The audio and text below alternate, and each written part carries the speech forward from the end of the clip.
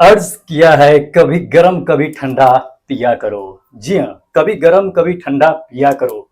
सोचते क्या हो, कोई शायरी नहीं मारा हूं। नेट वेट रिचार्ज करवा के थोड़ा जीएस भी पढ़ लिया करो, साइंस भी पढ़ लिया करो। जी हाँ दोस्त, मैं लेकर के आया हूँ आपके लिए टॉप 20 ऐसा यूनिट। चाहे वो कोई भी कॉम्पिटेटिव एग्जाम हो मेरे दोस्त, उससे सवाल आएगा ही। अगर मैं ये टॉप 20 क्वेश्चन लेकर के आया हूँ आपके लिए ऐसा यूनिट का, तो दोस्त इसी से पूछेगा आपको। अगर ऐसा यूनिट से अगर क्वेश्चन आया तो चाहे आप फॉर्म भर रखे हो आरआरबी टेक्नीशियन के लिए, या बिहार बिजली विभाग के लिए, या फिर एसएससी के लिए, या बिहार पुलिस के लिए, या बीपीएससी टीचर के लिए, किसी से भी, तो अगर ऐसा यूनिट से अगर क्वेश्चन आ रहा है मेरे दोस्त, तो इससे बाहर नहीं जाएगा, ये मेरी गारंटी है। जी हाँ, मुझे पता है कि क्वेश्चन कहां से आएगा। तो टॉप 20 पढ़ लो, आपको मोटी मोटी बुक पढ़ने की जरूरत नहीं पड़ेगी। जी हाँ मेरे दोस्त, तो चलिए शुरू करते हैं इसे बिना देरी के आपके लिए टॉप 20 क्वेश्चन से, वो भी ऐसा यूनिट से। जी हाँ, क्वेश्चन नंबर फर्स्ट। जी हाँ दोस्त, इसमें दिया हुआ है कि निम्नलिखित में से कौन पृथ्वी और सूर्य के बीच का औसत दूरी है। जी हाँ, अब इसको समझिए, पृथ्वी और सूर्य के बीच की औसत दूरी निम्नलिखित में से कौन सा है। ऑप्शन जरा देख लीजिए। ऑप्शन नंबर फर्स्ट में है खगोलीय मात्रक, दूसरा है प्रकाश वर्ष, और तीसरा है पार्सेक, और चौथा है 1000 मील। जी हाँ, अब इसमें आप कंफ्यूजन मत होइएगा, क्योंकि ये क्वेश्चन रिपीट होते रहता है, बहुत इंपॉर्टेंट भी है, पूछा भी गया ये क्वेश्चन। तो मेरे दोस्त इसमें जो है आप देख सकते हैं कि पृथ्वी और सूर्य के बीच की औसत दूरी किससे प्राप्त करते हैं। तो ऑप्शन नंबर 1 पे आते हैं, ये कहता है खगोलीय मात्रक। क्या खगोलीय मात्रक होगा? जी हाँ, ये खगोलीय मात्रक होगा, क्योंकि आप अगर सोच रहे हैं कि प्रकाश वर्ष होगा या पारसेक होगा, तो मैं आपको इसके लिए क्लियर कर दूं, क्योंकि मैं प्रीवियस जो क्लास लिया था उसमें मैंने आपको क्लियर कर दिया था कि प्रकाश वर्ष को किसमें मापा जाता है, या पार्सेक से किसे मापा जाता है। तो दोस्त प्रकाश वर्ष जो होता है वो भी दूरी का ही मात्रक होता है, वही दूरी मापने का काम करता है। लेकिन वो प्रकाश वर्ष क्या होता है कि निर्वात में एक साल में जो प्रकाश की चाल होती है वो कितने तय किया है वो चीजें मापता है, और सबसे नजदीक की तारा की जो दूरी पृथ्वी से है उसको मापा जाता है। ठीक है, और पार्सेक तो आप जानते हैं कि वो सबसे लंबी दूरी मापने के लिए इस्तेमाल किया जाता है। जो पृथ्वी से सबसे नजदीक है उसे तो मान लो कि प्रकाश वर्ष से मापा जाता है, लेकिन अगर पृथ्वी से काफी दूर, सूर्य से भी काफी दूर कोई तारा है, अगर पृथ्वी से उसकी दूरी मापा जाए तो उसे किससे मापा जाता है, तो वो पार्सेक होता है। सबसे दूरी को मापने के लिए पार्सेक का इस्तेमाल करते हैं। लेकिन यहां पे क्या है कि पृथ्वी और सूर्य के बीच का औसत दूरी मापने के लिए किसका इस्तेमाल करते हैं दोस्त? तो इसमें ऑप्शन नंबर 1 सही होगा कि खगोलीय दूरी का इस्तेमाल करते हैं। जी हाँ दोस्त, नेक्स्ट क्वेश्चन पे चलते हैं। अब उससे पहले आप समझ लीजिए ये चीजें कि पृथ्वी और जो है सूर्य पृथ्वी से औसत दूरी जो है वो लगभग कितना है। ये भी क्वेश्चन कभी कभी पूछ देता है कि पृथ्वी से सूर्य की औसत दूरी बताने के लिए कितना है, तो इसको नोट कर लीजिएगा, बहुत इंपॉर्टेंट है, और घुमा के भी क्वेश्चन दे सकता है आपको, इसलिए कंफ्यूज मत होइएगा। तो पृथ्वी से सूर्य की औसत दूरी जो है वो 14 करोड़ 96 लाख किलोमीटर है। जी हाँ, अगर इसी को हम मीटर में कन्वर्ट करेंगे तो मीटर में 9 करोड़ 29 लाख 60 हजार मील आएगा। मील, अब मील को जो है हम किलोमीटर में कन्वर्ट करेंगे तो वो बताएंगे कि कितना होता है, वो नेक्स्ट क्वेश्चन में भी आएगा, बहुत इंपॉर्टेंट है।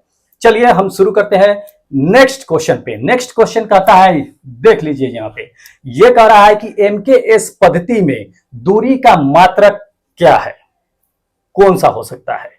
जी हाँ, एमकेएस सिस्टम में कर रहा है, पद्धति में कर रहा है, तो एमकेएस सिस्टम। अब ऑप्शन चलते हैं, फिर आपको बताते हैं कि एमकेएस सिस्टम क्या होता है और उसमें दूरी को किससे मेजर करते हैं हम। ठीक है, तो नंबर ऑप्शन जो दिया हुआ है वो देखिए, नंबर फर्स्ट में है मिलीमीटर, सेकेंड है किलोमीटर, और थर्ड है मील, और फोर्थ है मीटर। अब बताना है इसमें कि आपको जो है एमकेएस सिस्टम पद्धति में जो है, यानी सिस्टम पद्धति में जो है वो दूरी का मात्रक क्या होता है। तो दूरी का मात्रा आप समझ लेते हैं। पहले तो एमकेएस का फुल फॉर्म जान लीजिए कि एमकेएस होता क्या है, उसका फुल फॉर्म क्या है, उसी से आप डिसाइड कर लोगे कि दूरी को हम क्या चीज से माप सकते हैं। तो एमकेएस एमकेएस एमकेएस में क्या होता है कि एम मतलब क्या होता है, वो मीटर होता है। जी हाँ, एम मतलब मीटर होता है, के मतलब किलोग्राम और एस मतलब सेकेंड। अब समझिए कि मीटर जो होता है वो दूरी मापने के लिए इस्तेमाल करते हैं, मीटर से दूरी को मेजर करते हैं। वही जो है के मतलब किलोग्राम, किलोग्राम क्या होता है, वेट होता है, भार होता है, तो उसको हम क्या करते हैं कि किलोग्राम से मेजर करते हैं, ठीक है। और एस सेकेंड होता है, तो सेकेंड तो सब जानते हैं कि किसमें किसको मेजर किया जाता है सेकेंड से, तो वो टाइम को मेजर करने के लिए सेकेंड का इस्तेमाल करते हैं, ठीक है। तो आप इससे पता कर सकते हैं कि आपका ये दूरी एमकेएस सिस्टम में किससे मेजर करेंगे। तो आप सही सोच रहे हैं, ये डी नंबर मीटर होगा, ठीक है। नेक्स्ट क्वेश्चन पे बढ़ते हैं। नेक्स्ट क्वेश्चन में कहता है निम्नलिखित में से कौन सी दूरी का सबसे बड़ा मात्रक है। इससे पहले मैंने आपको डिस्कस कर दिया है कि सबसे दूरी का सबसे बड़ा मात्रक कौन सा होता है। तो सबसे बड़े अगर दूरी को अगर मेजर करना है तो हम किसका यूज करते हैं। तो एक नंबर में देख लीजिए दे दिया है खगोलीय मात्रक, दूसरा है पारसेक, और तीसरा है प्रकाश वर्ष, और चौथा है मील। अब आप ही बता सकते हैं, मैंने डिस्कस कर दिया इस चीज को।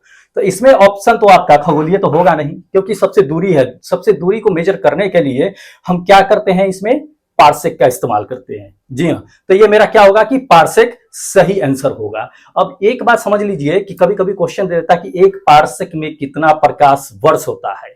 जी हाँ, तो एक पारसेक में जो है 3.26 पारसेक होता है, प्रकाश वर्ष होता है। तो ये जानना जरूरी है कि क्वेश्चन दे देता है, तो इसे कंफ्यूज ना हो। नेक्स्ट क्वेश्चन पे हम लोग चलते हैं। नेक्स्ट क्वेश्चन का प्रकाश तरंग दैर्घ्य का एसआई मात्रक क्या है। प्रकाश तरंग दैर्घ्य का, जी हाँ, तो लाइट वेवलेंथ है इसका जो है तरंग दैर्घ्य का एसआई मात्रक क्या होता है, ऐसा यूनिट क्या होता है। तो ऑप्शन आते हैं, ऑप्शन में देखते हैं एंगस्ट्रम दे रखा है, सेकेंड में देख लीजिए नैनोमीटर दे रखा है, थर्ड में मीटर दे रखा है, फोर्थ में मिलीमीटर दे रखा है। तो अब इसमें ऑप्शन क्या होगा मेरा, ये जानना है। तो प्रकाश के तरंग दैर्घ्य को जो है मेजर हम लोग करते हैं वो एंगस्ट्रम में करते हैं। जी हाँ, अब समझना है कि इसमें क्वेश्चन एक और घुमा के देता है, कभी कभी ये दे देगा आपको कि एक एंगस्ट्रम का मान कितना होता है, या एक एंगस्ट्रम डैश के बराबर होता है। तो एक एंगस्ट्रम बराबर कितना मीटर होता है ये जान लीजिए। तो एक एंगस्ट्रम बराबर जो होता है वो 10⁻⁻10 मीटर के बराबर होता है। जी हाँ, इसको याद रखिएगा, कंफ्यूज मत होइएगा, बहुत इंपॉर्टेंट है। और कितना बार ये पूछा गया है, लगभग लगभग एग्जाम एसएससी हो या बिहार पुलिस हो या दिल्ली पुलिस हो, बहुत में ये सभी क्वेश्चन आते रहते हैं, तो इसको कंफ्यूज नहीं होना है, जवाब देना है, ठीक है। नेक्स्ट क्वेश्चन पे हम लोग चलते हैं। नेक्स्ट क्वेश्चन कहता है कि उष्मा का एसआई मात्रक क्या है। जी हाँ, उष्मा का एसआई मात्रक। अब ये एक बात समझ लीजिए, पहले ऑप्शन पे चलते हैं फिर आपको हम समझाते हैं कि इसमें ऑप्शन दे दिया है वाट, दूसरा दे दिया है केल्विन, और तीसरा दे दिया है जूल, चौथा है फारेनहाइट। अब इसमें हमको समझना है कि उष्मा का एसआई मात्रक क्या होता है। तो ध्यान रखिएगा, कार्य, उष्मा और ये जो है शक्ति, ठीक है, ये तीनों का एसआई मात्रक एक ही होता है। तो कार्य करने की क्षमता को ही हम लोग क्या कहते हैं कि शक्ति कहते हैं, है ना। तो आते हैं इसमें कि उष्मा का एसआई मात्रक क्या होता है। कि उष्मा का एसआई मात्रक, इसमें ऑप्शन जो है सी नंबर सही होगा कि जूल होता है, ठीक है। और शक्ति जो होता है वो शक्ति देख लीजिएगा नंबर एक, ये वाट जो होता है शक्ति का एसआई मात्रक होता है, ठीक है। शक्ति का एसआई मात्रक होता है जो किसके नाम पे रखा गया है, जेम्स वाट के नाम पे ही इसका वाट रखा गया है, ठीक है। केल्विन अब किसका होता है, तो केल्विन देख लीजिए, केल्विन जो होता है वो तापमान का एसआई मात्रक होता है, टेम्परेचर का। तो इसे याद रखना है। जूल किसका होता है, तो ऊर्जा या उष्मा, ऊर्जा या उष्मा का एसआई मात्रक होता है, इसको याद रखना है। तो ये मेरा जो है क्या होगा कि थर्ड नंबर सही आंसर, करेक्ट आंसर होगा। और फारेनहाइट भी क्या होता है कि एक ताप मापने का ही यंत्र होता है, ठीक है। तो इसे याद रखेंगे। तो आते हैं नेक्स्ट क्वेश्चन पे। नेक्स्ट क्वेश्चन कह रहा है कि लीप वर्ष कुल कितने दिन का होता है। जी हाँ, तो लीप वर्ष कुल कितने दिन का होता है ये तो सब जानते हैं हम, बहुत इजी है, तो किसी को बताने की जरूरत नहीं है, क्योंकि लीप ईयर आपको पता है कि क्या होता है। चलिए ऑप्शन देखते हैं, फिर आप ही से सवाल करते हैं। ऑप्शन नंबर कहता है 364 दिन, 365 दिन, 366 दिन एंड 367 दिन। तो एक लीप ईयर्स जो होते हैं उसमें कुल कितने दिन होते हैं। तो मेरे दोस्त, एक लीप ईयर्स में कुल कितने दिन होते हैं, तो आप सही सोच रहे हैं, एक लीप ईयर में 366 दिन होते हैं। जी हाँ, अब लीप ईयर में 366 दिन होते कैसे हैं ये समझ लेते हैं। तो एक लीप ईयर में 366 दिन इसलिए होते हैं क्योंकि पृथ्वी जो है सूर्य के चारों ओर चक्कर लगाती है, तो उसे कितना वक्त लगता है? 365 दिन। लेकिन 365 दिन नहीं लगता है, उसको पूरा कंप्लीट करने में 365 दिन 6 घंटे 48 मिनट 45 सेकेंड समथिंग लगता है उसे पूरा एक चक्कर करने में। ठीक है, तो इस तरह से 4 साल में क्या करता है कि एक दिन बढ़ जाता है। ठीक है, 4 साल में एक दिन बढ़ जाता है, तो इसलिए 366 दिन हो जाता है। 365 में 366 एक दिन जुड़ जाता है, तो 366 दिन हो जाता है। अब इस बात को समझ लीजिए कि अगर हम कैसे पहचानेंगे कि कौन सा साल जो है वो लीप ईयर का था। जैसे मान लीजिए कि 2020, 2021, 2022, 2023 आपको 4 साल दे दिया गया है और इसमें आपको कहेगा पहचानने के लिए कि ये कौन सा साल जो है ये लीप ईयर वाला है। तो बहुत इजी तरीका है, बहुत इजी है। इसको क्या करिएगा कि सबसे पहले इसमें 4 से भाग दीजिएगा सारे साल में। 4 से भाग देने के बाद क्या होगा कि अगर वो पूरा पूरा कट जाता है तो मेरे भाई वो क्या होगा कि लीप ईयर होगा। तो 2020 में अगर 4 से भाग देते ये पूरा पूरा कट जाएगा, तो पूरा पूरा कट जाएगा मतलब कि ये लीप ईयर है, मतलब कि ये जो है लीप ईयर है। ये इसमें क्या हुआ था कि 366 दिन था, बाकी और सब में 4 से भाग देंगे तो वो कटेगा नहीं। ठीक है, तो वो लीप ईयर में नहीं था। तो ऐसे हम लोग जानते हैं कि लीप ईयर कौन सा साल था और कौन सा साल नहीं था। ठीक है, अब हम लोग नेक्स्ट क्वेश्चन पे चलते हैं। नेक्स्ट क्वेश्चन कहता है कि निम्नलिखित में से कौन का एसआई मात्रक है। जी हाँ, बहुत इंपॉर्टेंट है और कई बार एग्जाम में, एसएससी के एग्जाम में खास करके पूछा गया है ये क्वेश्चन कि निम्नलिखित में से कौन सा जो है कौन का एसआई मात्रक है। ऑप्शन पे चलते हैं। ऑप्शन दे दिया है डिग्री, रेडियन, केल्विन एंड ओम। ये 4 ऑप्शन आपके पास में है। तो इसमें क्या है कि ऑप्शन जो है वो पहला डिग्री देख लेते हैं। तो डिग्री सेल्सियस होता है, तो डिग्री सेल्सियस जो ऐसे मान लीजिए कि ताप होता है, तो ताप क्या होता है कि ताप का ऐसा मात्रक ही डिग्री सेल्सियस में मापा जाता है, या उसका केल्विन भी एक क्या होता है कि वो तापमान मापने का मात्रक होता है। रेडियन है, तो ये रेडियन मेरा क्या है कि बी नंबर ऑप्शन बिल्कुल सही होगा, रेडियन। जी हाँ। ओम तो आप जानते हैं कि ओम क्या होता है कि वो प्रतिरोध का ऐसा ही मात्रक होता है, प्रतिरोध मापने के लिए। ठीक है, अब चलते हैं हम नेक्स्ट क्वेश्चन पे। नेक्स्ट क्वेश्चन कहा है कि 1 लीटर में कुल कितने गैलन होते हैं। जी हाँ, कितना बार ये रेलवे और एसएससी वाले एग्जाम में भी पूछा गया है, तो इसे बहुत इंपॉर्टेंट क्वेश्चन है, इसको ध्यान में रखिएगा।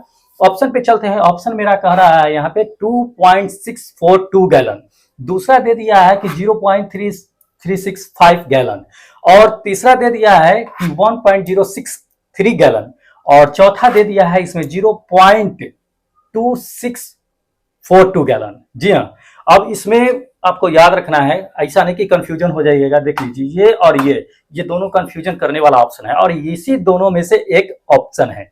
तो इतना ध्यान रखिएगा कि 1 लीटर में जो होता है वो ये होता है 0.2642 गैलन होता है। ठीक है, इसमें ऑप्शन में मत जाइएगा, गलती मत कीजिएगा।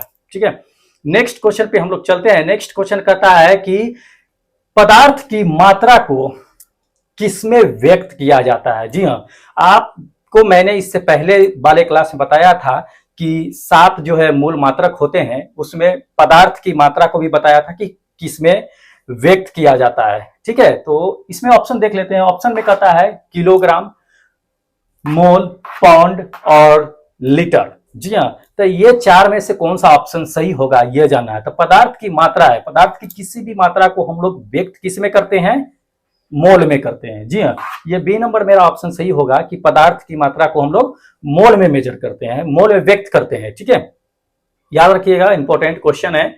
नेक्स्ट क्वेश्चन पे चलते हैं हम लोग कि 1 मील कितने किलोमीटर के बराबर होता है। हाँ, इससे पहले क्वेश्चन आया था, मैंने आपको बताया था कि आएगा क्वेश्चन, अब पूछता है, इसलिए मैंने इस क्वेश्चन को टॉप 20 में डाला है, बहुत इंपॉर्टेंट है। तो ये क्या है कि 1 मील कितने किलोमीटर के बराबर होता है। तो ऐसे जान लीजिए कि 1 मील यानी 1 माइल जो होता है लगभग 1.5 किलोमीटर के बराबर होता है। तो ऑप्शन में चलते हैं, जो अप्रोक्सीमेटली 1.5 किलोमीटर के बराबर मुझे लगेगा उस ऑप्शन को सही करेंगे। तो ऑप्शन नंबर 1 में कह रहा है 1.609 किलोमीटर, दूसरा कह रहा है 1000 किलोमीटर, तीसरा है 100 किलोमीटर, और चौथा है 50 यानी 2.5 किलोमीटर।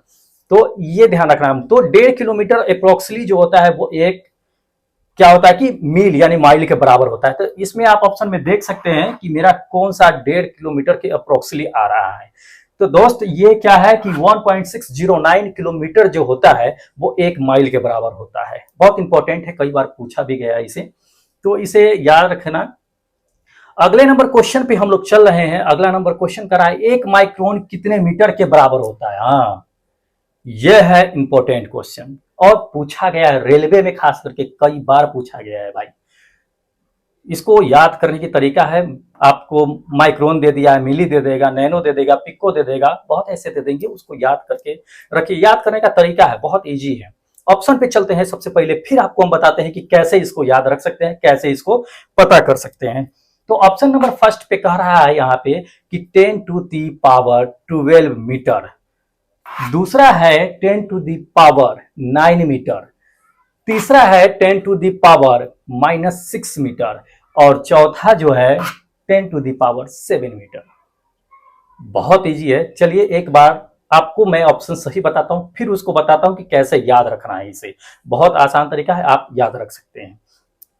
तो इसमें जो है 1 माइक्रोन कहता है, तो 1 माइक्रोन जो होता है 10 टू दी पावर -6 मीटर होता है। जी हाँ, ये सी नंबर मेरा ऑप्शन सही होगा। 10 to the power -6 metre, 1 micron बराबर। अब समझिए इसको कि कैसे याद रखना है। तो सबसे पहले तो ये डाटा देख लीजिए, milli micro nano pico femto atto. जी हाँ, milli micro nano pico femto atto, ये milli micro nano pico femto atto है। अब इसमें देखिएगा शुरू से सब पे क्या है कि 10 टू दी पावर 3 से स्टार्ट है, 3 का पहाड़ा पढ़िएगा, 3 6 9 12 15 18, ठीक है ऐसे। अब सब में क्या कीजिएगा कि पावर में माइनस लगाइएगा। और milli micro nano pico femto atto याद रखिएगा इसको, और 3 का पहाड़ा लेकर के पावर में माइनस रखिएगा, ये याद रहेगा। बहुत आसान है और कई बार इससे जरूरी नहीं कि माइक्रोन ही पूछेगा, आपको कुछ भी पूछ सकता है। तो इसको याद रखने की चीजें है, याद रखिएगा ऐसे, milli micro nano pico femto atto 3 6 9 12 15 18, ठीक है ऐसे याद रखिएगा, याद रहेगा ये चीजें, बहुत इंपॉर्टेंट है। उसके बाद हम लोग नेक्स्ट क्वेश्चन पे चलते हैं कि उष्मा का एसआई मात्रक क्या होता है। देख लीजिए उष्मा का एसआई मात्रक, तो कार्य हो या उष्मा हो, दोनों का एसआई मात्रक क्या होता है, एक ही होता है। याद रखिएगा, कार्य या उष्मा, क्योंकि काम अगर करेंगे तो उष्मा शरीर से निकलेगा ही। कोई भी कार्य करता है तो काम करने पे एनर्जी हीट निकलता ही है, और वही क्या होता है कि दोनों का कार्य और उष्मा दोनों का एसआई यूनिट एक ही होता है, ठीक है। तो इसमें ऑप्शन में दे दिया है जूल, दूसरा दे दिया केल्विन, तीसरा दे दिया है जूल पर सेकेंड और चौथा दे दिया है कैलोरी, ठीक है कैलोरी। तो इसमें ऑप्शन जो होगा मेरा वो जूल करेक्ट आंसर होगा, ठीक है। जूल उष्मा हो या कार्य हो, ठीक है, उसका दोनों का एसआई यूनिट एक ही होता है। नेक्स्ट क्वेश्चन पे हम लोग चलते हैं कि शक्ति का एसआई मात्रक क्या होता है। जी हाँ, शक्ति का एसआई मात्रक क्या होता है, तो ऑप्शन में आते हैं, ऑप्शन के बेस पे हम लोग चलते हैं। ऑप्शन कह रहा है जूल, दूसरा दे दिया वाट, तीसरा दे दिया है न्यूटन, चौथा दे दिया जूल पर सेकेंड स्क्वायर। अब ये समझना है कि शक्ति का एसआई मात्रक क्या होता है। तो शक्ति का एसआई मात्रक तो सब जानते हैं, बहुत सिंपल है, वाट होता है, पता ही है। तो ये याद रखिएगा, ये मेरा जो होगा क्या होगा कि बी नंबर सही आंसर होगा। शक्ति का एसआई मात्रक क्या होता है कि वाट होता है। नेक्स्ट क्वेश्चन पे चलते हैं। नेक्स्ट क्वेश्चन यहां कह रहा है कि ध्वनि तीव्रता को किसमें मापा जाता है। जी हाँ, ध्वनि तीव्रता, एक ज्योति तीव्रता होता है, एक ध्वनि तीव्रता है, दोनों में तीव्रता इंटेंसिटी लगा हुआ है। तो ध्यान रखिएगा, कंफ्यूजन मत होइएगा, बहुत बार कंफ्यूज हो जाते हैं लोग एग्जाम में, लेकिन कंफ्यूज नहीं होना है। चलिए हम लोग इसमें सबसे पहले देख लेते हैं ऑप्शन नंबर फर्स्ट में ल्यूमेन, दूसरा है हर्ट्ज, तीसरा है मैक संख्या और चौथा है डेसिबल। तो सब जानते हैं, 9th क्लास में पढ़े हैं, बहुत इजी है और सभी लोग जानते हैं इसको, हमें बताने की जरूरत नहीं है कि ध्वनि को किसमें मापा जाता है। तो ध्वनि को डेसिबल में मापा जाता है। जी हाँ, अब वही ज्योति तीव्रता होता है, तो ज्योति तीव्रता को किसमें मापते हैं पता है। चलिए नेक्स्ट क्वेश्चन पे चलते हैं जो काफी इंपॉर्टेंट भी है। जी हाँ, नेक्स्ट क्वेश्चन कहता है कि सीजीएस पद्धति में बल का मात्रक क्या है। अब ये सीजीएस में कह रहा है, एसआई में नहीं कह रहा है, ध्यान रखिएगा। सीजीएस में कुछ और होता है, एसआई में कुछ और होता है। तो ये सीजीएस सिस्टम में कह रहा है, तो सीजीएस में क्या होता है कि क्या होता है, ऑप्शन चलते हैं। ऑप्शन में कह रहा है कि न्यूटन, दूसरा कह रहा है कि वाट पर सेकेंड, तीसरा कह रहा है डाइन, और चौथा कह रहा है यहाँ पे जूल पर सेकेंड। जी हाँ, तो अगर एसआई यूनिट में कहता कि बल का एसआई मात्रक क्या होता है, तो बल का एसआई मात्रक हम लोग न्यूटन मार देते हैं, लेकिन यहाँ पे सीजीएस कह रहा है, तो ध्यान रखिएगा न्यूटन का क्या होता है कि सीजीएस सिस्टम में डाइन होता है। जी हाँ, सीजीएस सिस्टम में डाइन होता है। तो ये मेरा जो होगा क्या होगा कि डाइन, सी नंबर जो होगा क्या होगा कि सही ऑप्शन होगा। नेक्स्ट क्वेश्चन पे चलते हैं कि सीजीएस सिस्टम यानी सीजीएस मापन पद्धति में शक्ति का मात्रक बताना है कि क्या होता है। जी हाँ, देख लीजिए क्वेश्चन। तो सीजीएस सिस्टम में, सीजीएस मापन पद्धति में क्या होता है, शक्ति का मात्रक पूछा है। वही एसआई में करता था, तो हम इससे पहले भी जान लिए कि एसआई में क्या होता है, शक्ति का एसआई मात्रक क्या होता है, वाट होता है। लेकिन अब सीजीएस में कह दिया है, तो घुमा करके पूछ सकता है, ज्यादातर सीजीएस और एसआई ही पूछता है। तो सीजीएस और एसआई याद रखिएगा। तो ऑप्शन पे आते हैं। ऑप्शन नंबर कह रहा है वाट, सेकेंड नंबर कह रहा है हॉर्स पावर एचपी, तीसरा कह रहा है जूल पर सेकेंड, और चौथा कह रहा है अर्ग।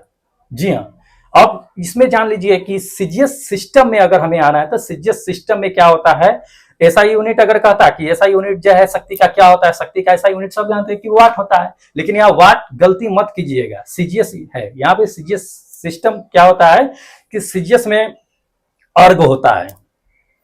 ठीक है, सीजीएस सिस्टम में शक्ति का एसआई मात्रक क्या होता है, अर्ग होता है। तो इसको याद रखिएगा। तो अब अगले क्वेश्चन पे हम लोग चलते हैं, जो इंपॉर्टेंट है। कहता है कि एक पार्सेक कितने प्रकाश वर्ष के बराबर होता है। जी हाँ, एक पार्सेक कितने प्रकाश वर्ष के बराबर होता है। तो इससे पहले मैं जिक्र कर चुका हूं, क्वेश्चन जो ऑप्शन आया था उसमें मुझे बताने की जरूरत नहीं है, सिर्फ ऑप्शन देख लेते हैं, बाकी आप समझदार हैं, आप कर सकते हैं उस चीज को।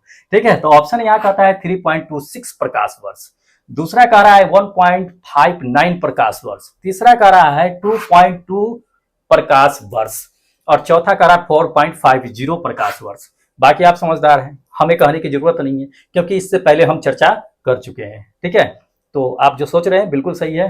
ऑप्शन नंबर 1 3.26 प्रकाश वर्ष होता है। जी हाँ, अगला आते हैं। अगला कहता है 1 मीटर में कितने सेंटीमीटर होते हैं। भाई जो मैथमेटिक्स के स्टूडेंट हैं अच्छे से समझते हैं कि 1 मीटर में कितने सेंटीमीटर होते हैं।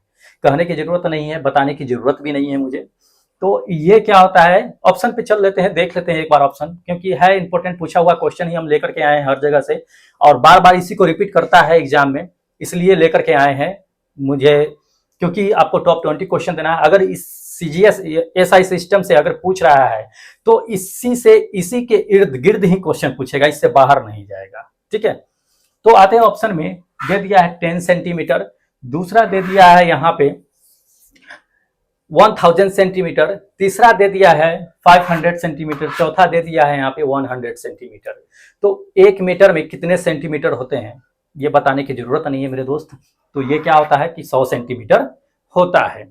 तो अब अगला क्वेश्चन पे हम लोग चलते हैं, जो ये भी इंपॉर्टेंट है, लेकिन हम लोग बार बार पढ़ रहे हैं, उस चीज को इतना पढ़ लिए हैं कि याद हो गया होगा कि ये क्या पढ़ रहे हैं। चलो ठीक है, फिर भी क्वेश्चन है, पूछा गया है बार बार, तो इसलिए हम टॉप 20 में लेकर के आए इसे।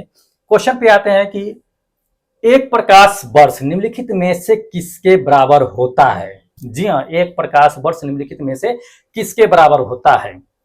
ऑप्शन में आते हैं। अगर आप मेरा पिछला वाला क्लास देखे होइएगा तो आप इसमें ऑप्शन मार दीजिएगा, या पढ़े होइएगा तो भी मार दीजिएगा, फिर भी आपको ऑप्शन हम दे रहे हैं। ऑप्शन नंबर 1 में कराया है कि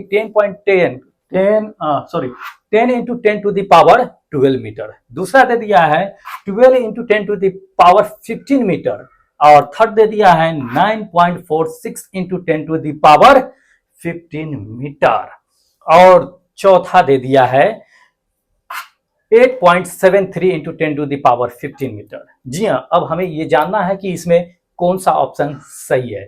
तो जो पढ़े हैं वो बता सकते हैं इसमें कौन सा ऑप्शन है, जल्दी से कमेंट करके बता दो आप कि कौन सा सही होगा ऑप्शन, फटाफट।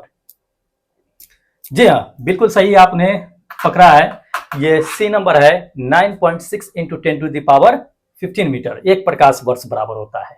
ठीक है, नेक्स्ट क्वेश्चन पे चलते हैं। नेक्स्ट क्वेश्चन मेरा कह रहा है कि निम्नलिखित में से कौन ज्योति फ्लक्स का मात्रक है। जी हाँ, बहुत इंपॉर्टेंट क्वेश्चन है, पूछा गया है कई बार। निम्नलिखित में से कौन सा ज्योति फ्लक्स इसका जो है मात्रक पूछ रहा है। आते हैं ऑप्शन पे। ऑप्शन कहता है कैंडला, दूसरा कह रहा है ल्यूमेन, तीसरा कह रहा है रोएंटजन और चौथा कह रहा है इसमें मैक्सवेल। तो कौन सा ऑप्शन सही होगा यह जानना है। तो भाई आप ही बता सकते हो, वैसे मैं बताऊंगा। तो इसमें क्या है कि क्या है, जी हाँ बिल्कुल ल्यूमेन, हाँ ल्यूमेन, ल्यूमेन ही इसका क्या है कि करेक्ट आंसर है। ज्योति फ्लक्स का, ज्योति तीव्रता का अलग है, ध्यान रखिएगा इस चीज को। ये सही है, ज्योति फ्लक्स ही इसका क्या होगा कि इसका सही आंसर होगा। ठीक है, ल्यूमेन।